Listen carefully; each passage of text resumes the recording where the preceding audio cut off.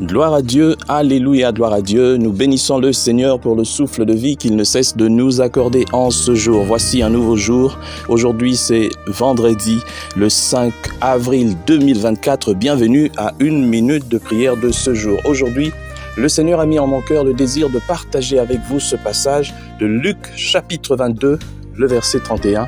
Je lis au nom de notre Seigneur Jésus-Christ.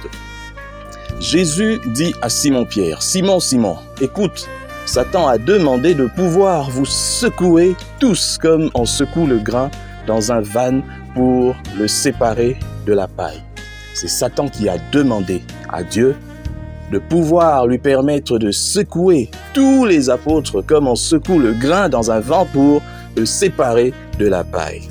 Chers frères et sœurs dans le Seigneur, nous vivons dans un monde où, si tu veux vivre pieusement tel que dit la Bible, tu seras persécuté. Si tu veux respecter la parole de Dieu, tu veux vivre selon la parole de Dieu, tu seras persécuté. Tu ne peux pas vivre selon la parole de Dieu et ne pas être persécuté. Voilà pourquoi un adage dit, si tu ne rencontres pas Satan sur ta route, peut-être que vous faites route ensemble. Il faut faire très attention. La vie d'un enfant de Dieu ou d'un serviteur de Dieu n'est pas une vie sans problème, n'est pas une vie sans souci, n'est pas une vie. Voilà pourquoi beaucoup de gens qui disent, vous priez mais vous avez toujours des problèmes. Mais c'est normal, parce que lorsqu'on prie et on s'attache à Dieu, il y a toujours des combats. Et bizarrement, le diable se sert toujours de ceux-là qui sont à l'église mais qui se disent chrétiens alors qu'ils ne le sont pas. Des cibles, non pas des cibles, mais des instruments du diable mais à l'église. Alors, le diable réclame les enfants de Dieu de plusieurs manières. Rappelez-vous avec Job. Dans le livre de Job, l'Éternel dit à Satan, « As-tu remarqué mon serviteur Job ?» Et Satan de lui dire que, « Ah oui, c'est parce que tu lui as donné toutes ces choses. » Et puis donc l'accusateur.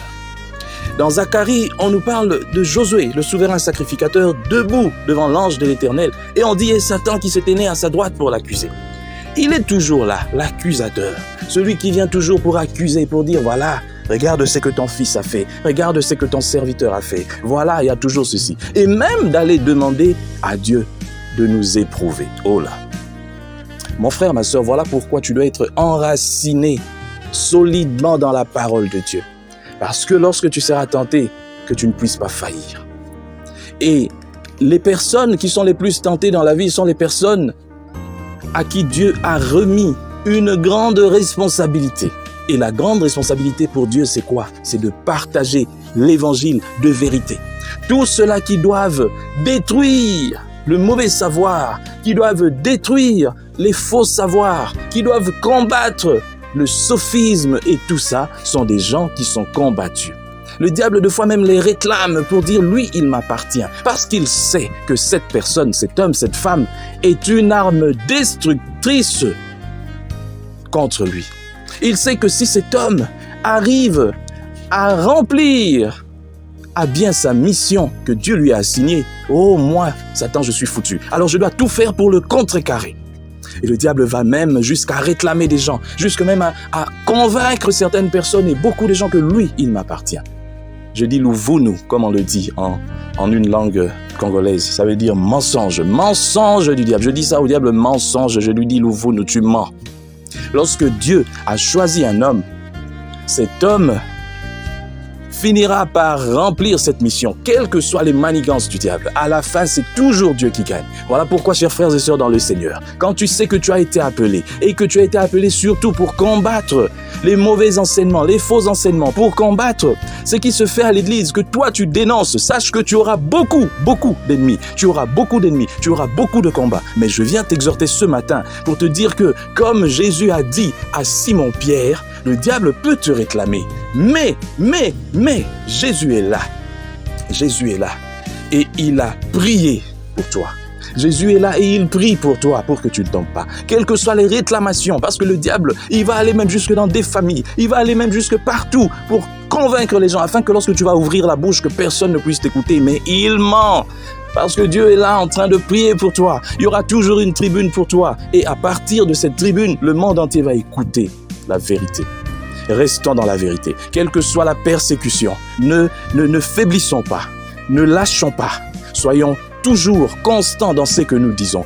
Dénonçons le mal qui se fait même à l'Église et prêchons toujours la vérité. Et Jésus est avec nous. Que Dieu bénisse sa parole. Nous prions. Seigneur, merci pour cette parole que toi tu nous donnes. Seigneur, nous sommes réconfortés ce matin, à savoir que toi-même tu intercèdes pour nous. Tu es là pour nous pousser comme des pions, afin que même lorsque la réclamation vient, lorsque les réclamations viennent, que nous puissions tenir ferme et que nous puissions aller jusqu'au bout de notre mission que toi tu nous as assignée. Merci pour cela. Au nom puissant de toi, Seigneur Jésus-Christ, nous avons prié. Amen. Chers frères et sœurs, dans le Seigneur, vous avez l'occasion de servir Dieu avec votre temps, avec votre intelligence, mais aussi avec vos moyens. Soutenez, restez unis dans 1 minute de prière chaque jour. Écrivez-nous, envoyez vos dons ici. Que Dieu vous bénisse.